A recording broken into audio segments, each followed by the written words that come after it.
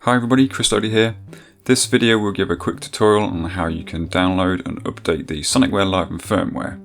This is achieved by sending a file from a computer into the MIDI in socket on the front.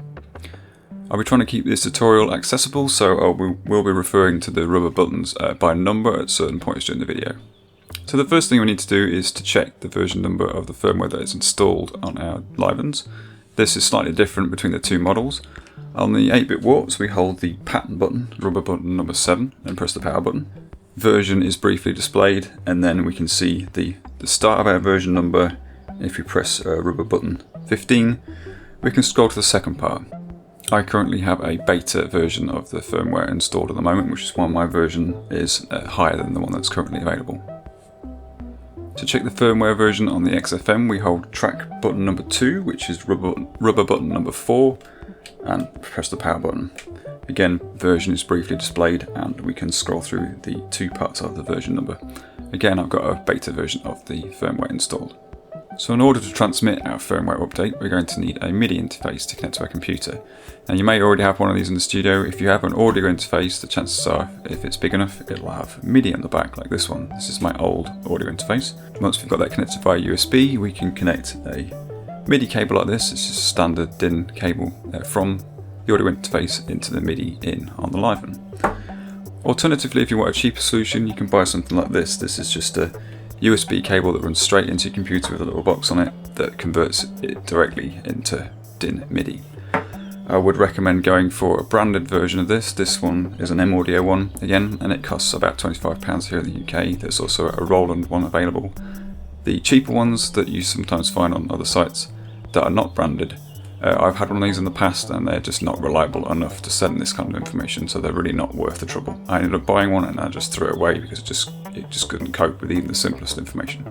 So don't buy one of those. Once you've got a MIDI interface in the studio, obviously though, you'll be able to use it for other things. So you'll be able to use it to control the Liven as well as using it to send updates. So it's well worth having one. So once you have a MIDI interface and you have it set up, what we need to do is connect the MIDI out. As you can see, this is labelled out. And also with my massive improvised Dymo labels on the top, we connect a MIDI cable into there, and then we go into the MIDI in on whichever Liven we're going to update. That's all we need to do to start with. Over on the computer, I have navigated to sonicware.jp, which is Sonicware's website, and we need to go to the download section. And then we've got two sections, one for the Liven XFM and one for the 8-bit warps. And additionally, there's the ELZ1 below. There's a firmware tab for the 8-bit warps. There is no firmware tab yet for the Liven XFM because a firmware update hasn't yet been released. But if we click here on the Liven 8-bit warps one, we can see we've got a system update that we can download. So let's just set that going, and that'll go into my downloads. Now this is a MIDI file, and it's in what's called a Sysex file, which is short for system exclusive. That is a set of specific instructions for a certain device, so this will be what writes our firmware. We need to choose a piece of software to send this over. There's lots of different bits of software that can send MIDI Sysex information, but there's one in particular that I prefer for Windows, which is MIDI OX. It's really old, but it works really well. We can download that from here, and I'll show you how to use that in a minute. Over on Mac there is Sysex Librarian by Snoize, which we can download from here. And also there's a really good page over on Sweetwater about how to use both of these, so that will give you information on how to use the Mac Librarian. Unfortunately, I don't have access to any Mac hardware, so I can't show you how to use that, but it is very, very similar to the way it's going to work in MIDI OX, so I'll just cover the instructions for that. So we need to put our Liven into a special mode to receive the firmware update. This is the same on both models. We just hold the shift button, which is rubber button 1, and press the power button. And then we'll see an abbreviation of update written on the screen. So this will just then wait until it receives a firmware update over the MIDI in cable. So this is what we'll see when we first load up MIDI OX. It's a pretty old school looking bit of software, but it's actually really good.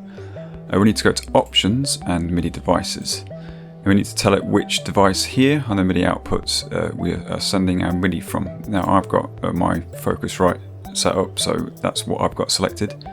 And then we just press OK. So if you see multiple MIDI devices in here, don't be surprised. if on Windows you probably will see the wavetable synth. Just need to pick the one that you have connected for this job and make sure it's selected, and then press OK. Then all we need to do is drag in the system update. This is the one I downloaded, but I'm just going to put the same beta version software back on mine. So just drag that in, and a Sysex window will pop up. Just going to wait for this to check this file, and then it's in the command window. We've got display in command window. So we need to click command window here and send a Sysex file.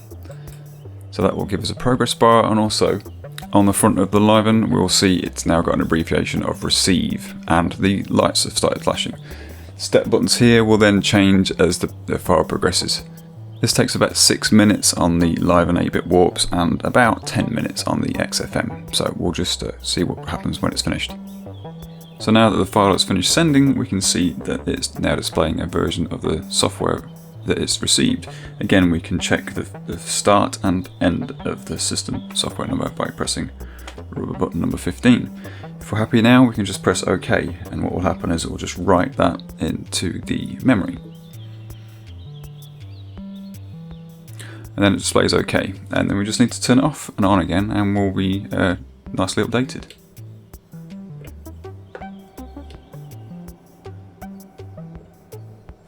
So there we are, we've updated the firmware on our Liven 8-bit warps. I hope you found this video useful. Please let me know in the comments below if you have any questions, and give me some feedback. So thanks very much for watching. Cheers.